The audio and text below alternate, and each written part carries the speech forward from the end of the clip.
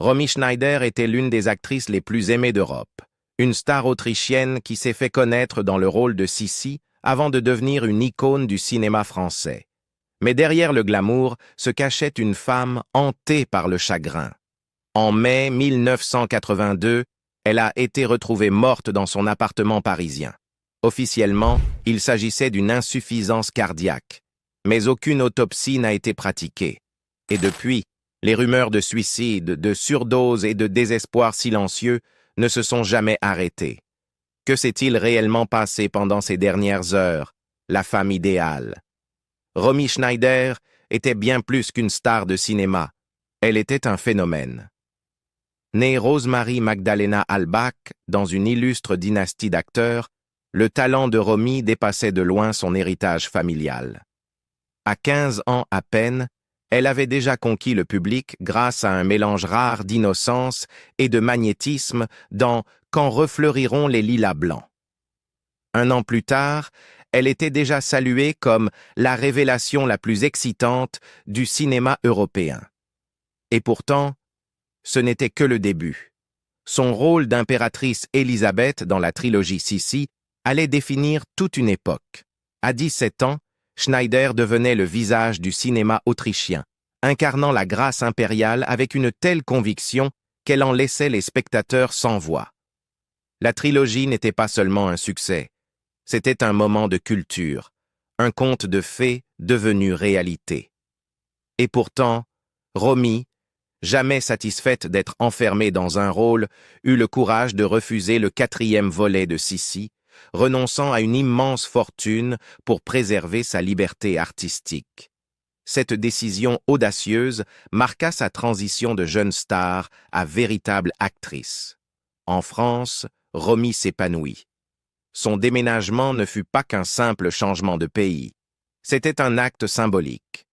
En embrassant le cinéma français et sa rigueur intellectuelle, elle commença à travailler avec certains des plus grands réalisateurs d'Europe.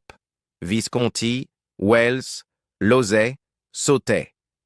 Elle parlait leur langue, au sens propre comme au figuré, et gagna le respect par la finesse de son jeu et la profondeur de ses émotions. Les Français virent en elle ce que Coco Chanel déclara un jour, l'incarnation ultime de la femme idéale. Ses performances dans la piscine, l'importance est d'aimer et une histoire simple furent bouleversantes. À chaque rôle, Schneider livrait une vulnérabilité brute et une intelligence féroce. Elle fut récompensée par 2 Césars et devint un trésor national en Allemagne comme en France. Romy Schneider n'était pas seulement adorée, elle était vénérée. Elle joua dans plus de 60 films sur 3 décennies, effaçant souvent la frontière entre personnage et âme. Il y avait dans sa présence quelque chose que les critiques ne parvenaient jamais à définir, quelque chose de musical, quelque chose d'éternel. Comme le disait Bertrand Tavernier, « Sautet parle de Mozart à propos de Romy. Moi j'ai envie de parler de Verdi, de Mahler. » Son héritage perdure, non pas simplement pour sa beauté ou sa célébrité, mais parce qu'elle a su rendre l'émotion inoubliable. Mais derrière l'élégance et les honneurs, la vie de Romy Schneider fut bien plus tragique que tous les rôles qu'elle a interprétés à l'écran. Sous la surface de la gloire, elle a enduré une vie de chagrin qu'aucune caméra ne pouvait capturer, une enfance enchaînée. La relation de Romy Schneider avec ses parents, surtout durant ses années formatrices dans les années 90, fut compliquée par l'absence, l'ambition et de profondes blessures émotionnelles. Née en 1938, quelques mois seulement après l'annexion de l'Autriche par l'Allemagne nazie, Romy passa ses premières années, non pas dans les bras de parents aimants, mais dans la solitude paisible du domaine campagnard de ses grands-parents. Ses parents, les acteurs Wolf Albach-Retty et Magda Schneider, étaient des étoiles montantes du cinéma sous le régime nazi, bien trop absorbés par leur carrière pour élever un enfant. À 1 mois à peine, Romy fut envoyée loin d'eux. À l'âge de 4 ans, ses parents étaient officiellement divorcés. Son enfance fut marquée par l'instabilité. Elle fut ballottée entre maison, école et institution. À 7 ans, elle fut inscrite dans un internat catholique strict, dirigée par des religieuses. L'absence d'affection parentale laissa très tôt des traces. Romy avoua plus tard qu'elle se souvenait de peu de choses de son enfance, sinon de la solitude et de la pression d'être parfaite. « Je ne me souviens d'aucun moment heureux, juste le travail », déclara-t-elle un jour. Elle commença à jouer dans des pièces scolaires, non par passion, mais comme un moyen d'évasion. Un premier signe que jouer était, pour elle, moins une vocation qu'un instinct de survie. À 14 ans, Magda Schneider réapparut dans sa vie avec un objectif clair: façonner Romy en star. Magda avait été une actrice très aimée en Allemagne dans les années 1930 et 1940 et aurait entretenu une proximité troublante avec Hitler. Sa carrière avait ralenti après la guerre.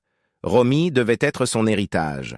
C'est Magda qui choisit le nom de scène de sa fille, ses premiers rôles, et qui apparut même à l'écran à ses côtés, notamment dans la trilogie Sissi, où elle incarnait sa mère. En privé, Magda contrôlait tout: les contrats, l'image, les interviews. Romy confessa un jour: « Ma mère ne m'a jamais demandé ce que je voulais. Elle ne demandait que ce qui était bon pour ma carrière. » Mais la maison familiale était encore pire.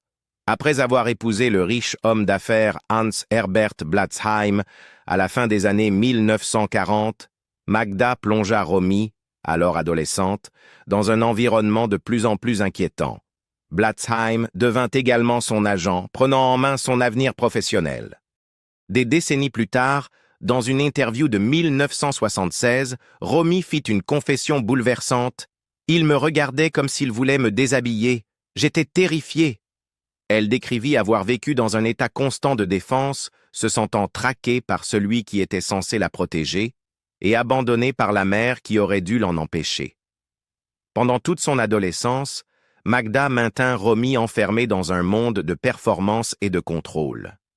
Malgré sa fulgurante ascension à la célébrité à 17 ans grâce à Sissi, Romy aspirait en silence à l'autonomie. Elle finit par se libérer en partant s'installer en France à la fin des années 1950, où elle allait construire sa propre identité, loin de l'ombre de sa mère et des fantômes de son enfance. La malédiction de Sissi. « Je suis une femme brisée de 42 ans. Mon nom est Romy Schneider. » Cette confession bouleversante, faite 1 an avant sa mort, fut la dernière tentative de Romy pour séparer son vrai moi du mythe que le monde refusait de laisser mourir.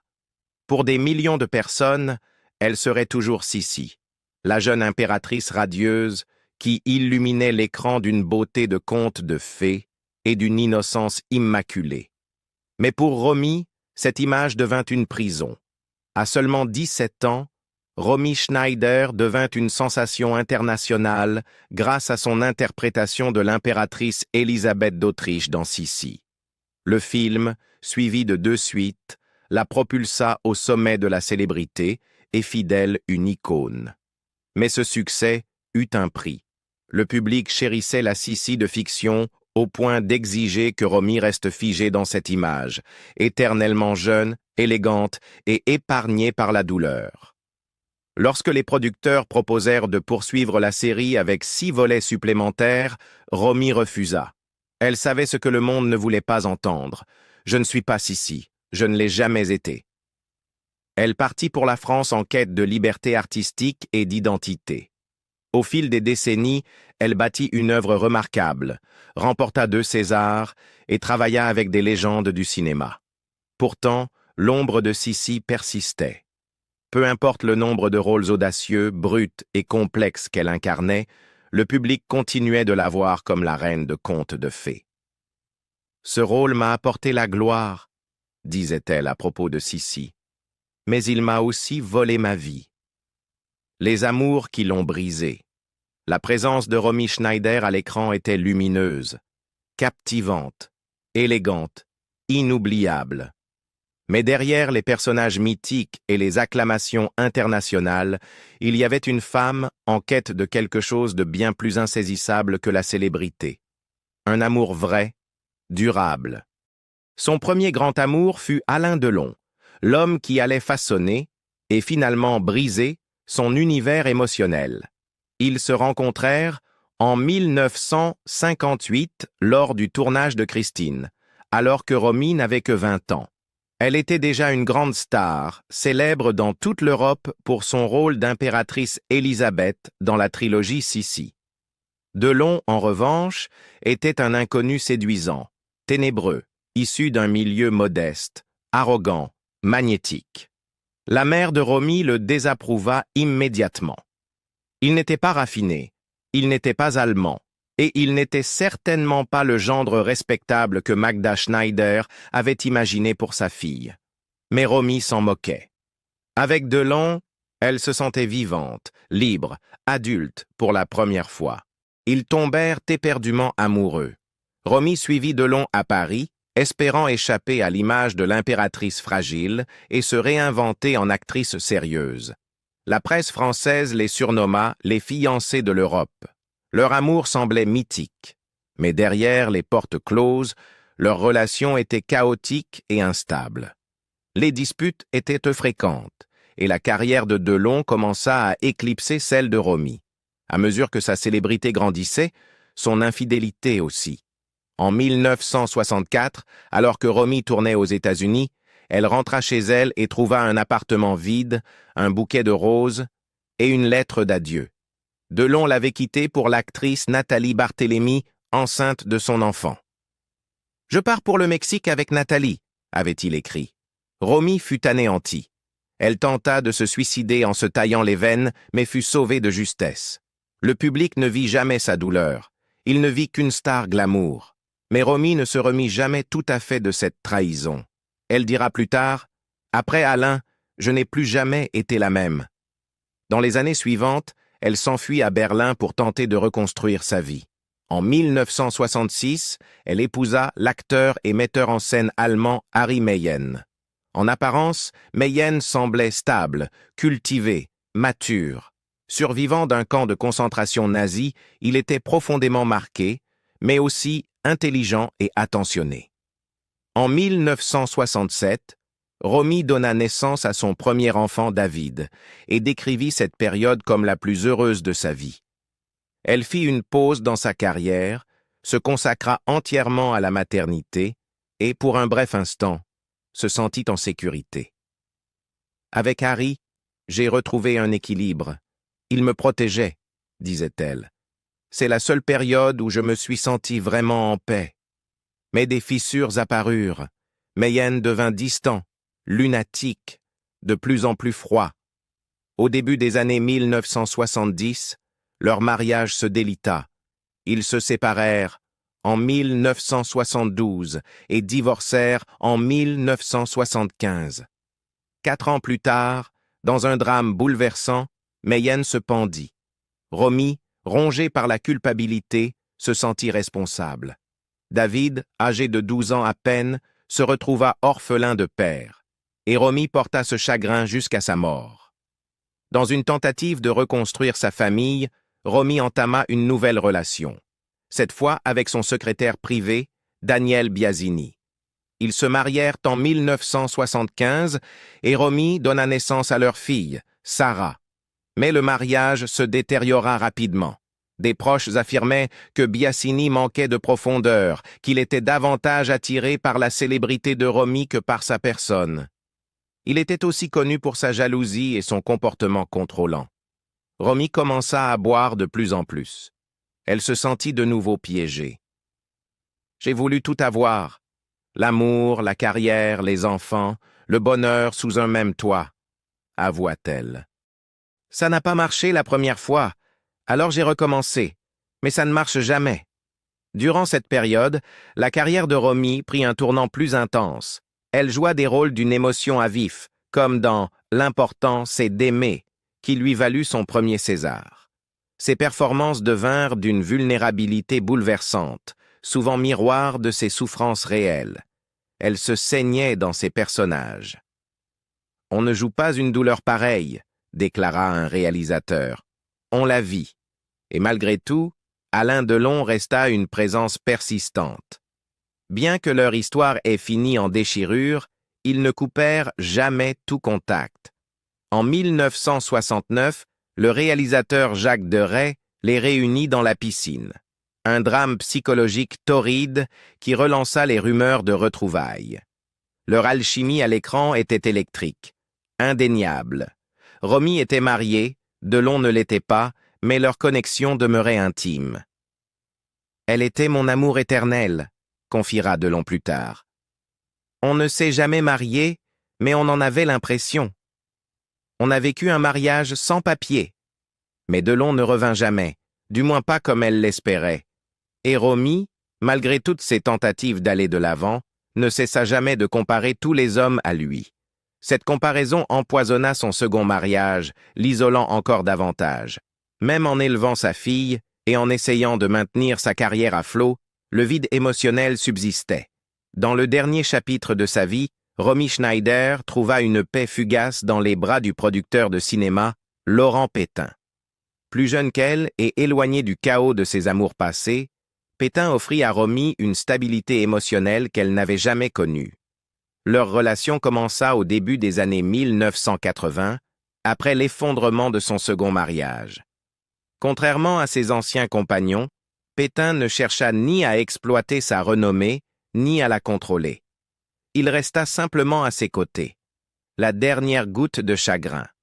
En 1981, Romy Schneider était une femme brisée par le chagrin, la maladie et la perte, traversant le chapitre le plus cruel de sa vie. Cette année-là, les médecins lui annoncèrent qu'elle avait une tumeur au rein, sa deuxième alerte majeure après l'ablation d'un rein en 1979. L'impact physique était immense. Elle souffrait de douleurs chroniques, d'insomnie et de vagues de fatigue épuisantes. Et pourtant, elle continua, apparaissant sur les plateaux, souriant en interview, faisant semblant d'aller bien. Mais quelque chose en elle se fissurait, et allait bientôt se briser complètement. Rien n'aurait pu préparer Romy à ce qui allait se passer cet été-là. David, son fils de 14 ans, le centre de son univers, rendait visite à ses beaux grands-parents lorsqu'il tenta d'escalader un portail en fer fermé à clé. Dans une tournure tragique du destin, il glissa. L'un des pics transperça le haut de sa cuisse, tranchant l'artère fémorale.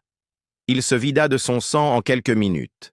Les secours l'emmenèrent à l'hôpital, mais les dégâts étaient irréversibles. Romy s'effondra en apprenant la nouvelle. Elle n'avait pas parlé à David depuis plusieurs jours, pas depuis leur dernière dispute amère. Il avait refusé de partir en vacances avec elle et Laurent Pétain, son nouveau compagnon. Ce désaccord, un parmi tant d'autres entre une mère et son fils adolescent, allait devenir leur dernière interaction. Dans son cœur, Romy ne se le pardonna jamais. « Je l'ai renvoyé », confia-t-elle à une amie. « Il voulait vivre avec Daniel. Je l'ai laissé faire. Et maintenant, il n'est plus là. » Le chagrin l'engloutit. David n'était pas le premier à lui être arraché. Des années plus tôt, son ancien mari Harry Meyen, le père de David, s'était suicidé par pendaison à son domicile. Romy ne s'était jamais vraiment remise de cette perte non plus. « J'ai enterré mon mari. J'ai enterré mon enfant. Je suis toujours avec eux. Ils ne m'ont jamais quitté », aurait-elle confié à une proche. Ses journées devinrent de plus en plus sombres. Elle cessa de s'alimenter régulièrement. Des bouteilles de vin vides envahirent les coins de sa maison. Les repas étaient retournés intacts à la cuisine. Elle restait assise en silence pendant des heures, écrivant parfois des lettres à David, des lettres que personne ne lirait jamais. Sur les plateaux, elle récitait ces lettres à haute voix, éclatant en sanglots au milieu des phrases. Ses partenaires ne savaient ni plus si elle jouait ou si elle pleurait réellement. Pour Romy, les deux étaient devenus indissociables. Professionnellement, elle trouva un refuge éphémère dans le travail. Elle retourna à l'écran pour achever le tournage de La Passante du Sans Souci, un drame politique hanté qui semblait refléter son monde intérieur, une histoire de perte, d'exil, de douleur muette. Simone Signoret, sa partenaire à l'écran, l'aurait encouragée à aller jusqu'au bout du tournage, comprenant que rester occupée pouvait la maintenir à flot. Mais tout le monde sur le plateau le voyait. Romy n'était plus la même. Son regard portait le poids de 1000 douleurs tues. À cela s'ajoutait une autre blessure émotionnelle. Sa fille Sarah, née de son second mariage avec Daniel Biasini, entamait une carrière dans le cinéma. Mais avec elle venait le scandale. Sarah était impliquée dans une liaison avec un réalisateur marié. Bien que les tabloïds se soient acharnés sur Sarah, ils n'épargnèrent pas Romy, remettant en question son rôle de mère, ressuscitant d'anciennes accusations sur sa vie privée, et laissant entendre que la tragédie semblait coller à sa famille comme une malédiction. Ses amis tentèrent de l'aider. Michel Piccoli et d'autres proches l'exhortèrent à prendre du recul, à voyager, à s'éloigner des traumatismes. Laurent Pétain lui proposa même de longues vacances à l'étranger, loin de Paris, loin des fantômes qui hantaient chaque pièce. Mais Romy refusa. « Si je pars, lui dit-elle, David ne saura pas où me trouver. » Dans son esprit, son fils pouvait encore franchir cette porte. Elle devait rester là où il pourrait revenir. Durant ces derniers mois, le seul endroit où Romy semblait encore vivante, c'était sur un plateau. Les caméras tournaient, les projecteurs brûlaient, et soudain, elle redevenait quelqu'un d'autre. Quelqu'un qui pouvait aimer, pleurer, sentir, sans conséquence. La dernière scène qu'elle n'a jamais pu terminer, et la fin était venue, silencieuse, aux premières heures d'un matin parisien, comme si son cœur avait enfin murmuré « Assez ». Le matin du 29 mai 1982, le monde se réveilla avec une nouvelle déchirante. Romy Schneider, l'étoile lumineuse qui avait captivé des générations, était morte à seulement 43 ans. Son corps, sans vie, fut découvert dans son appartement parisien par son compagnon, Laurent Pétain. Elle était affaissée sur son bureau, une cigarette encore entre les doigts, avec une lettre à moitié écrite posée sur la table. Elle était destinée à un magazine féminin dans lequel elle prévoyait d'annuler une interview. La phrase s'interrompait en plein mot. Le médecin légiste déclara rapidement un arrêt cardiaque et aucune autopsie ne fut pratiquée, prétendument pour préserver le mythe de Sissi.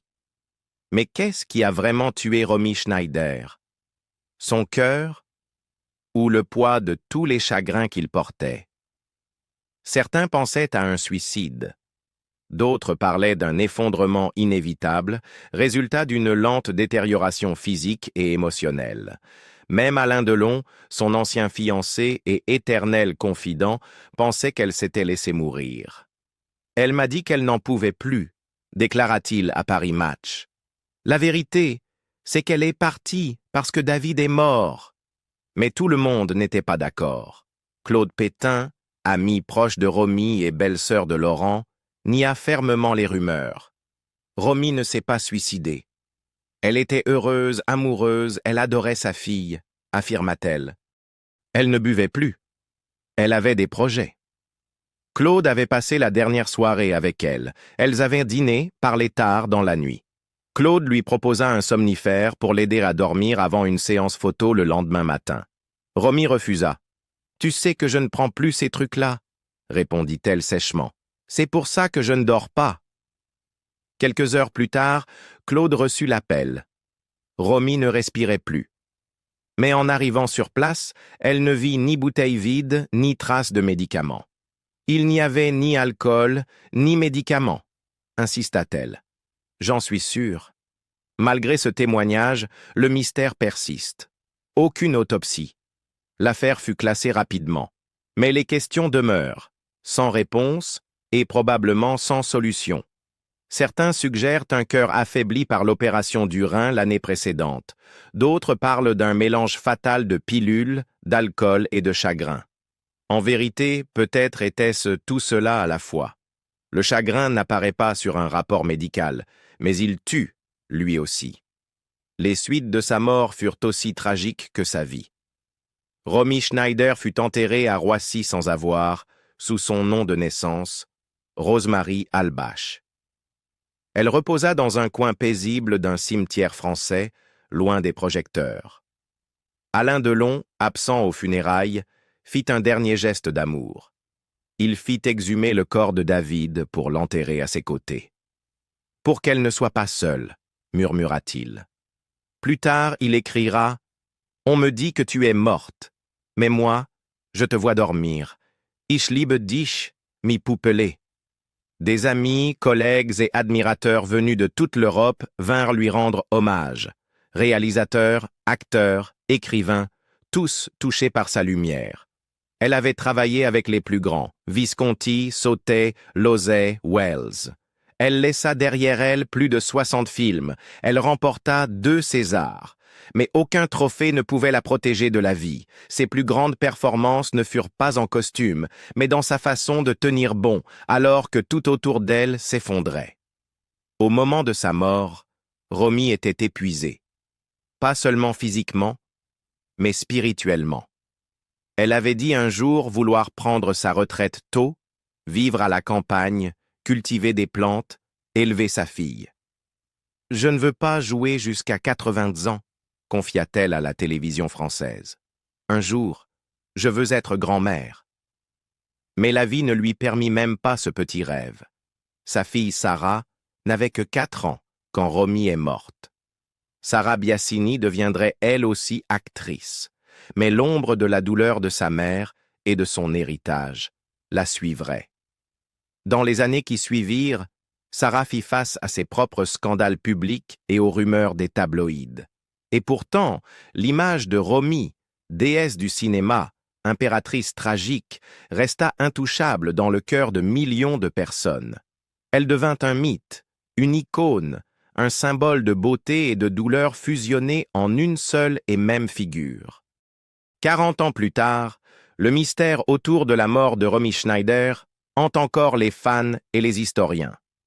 Était-ce un suicide? Un cœur brisé? Un organe défaillant? Ou une vie simplement marquée par trop de blessures? Une chose est certaine, elle était fatiguée. Fatiguée de perdre. Fatiguée de faire semblant. Fatiguée de sourire quand son âme criait. Peut-être qu'elle n'avait pas l'intention de mourir cette nuit-là, mais peut-être qu'au fond, elle était prête. Elle nous a quittés sur une phrase inachevée, une vie non résolue. Et même aujourd'hui, plus de 4 décennies plus tard, nous nous posons encore la même question. Romy a-t-elle choisi de quitter ce monde en silence? Ou bien est-ce le chagrin qu'elle fuyait depuis toujours qui a, finalement, choisi à sa place? Si son histoire vous a touché, partagez-la avec quelqu'un qui se souvient de sa lumière. Laissez un like, abonnez-vous et dites-nous en commentaire.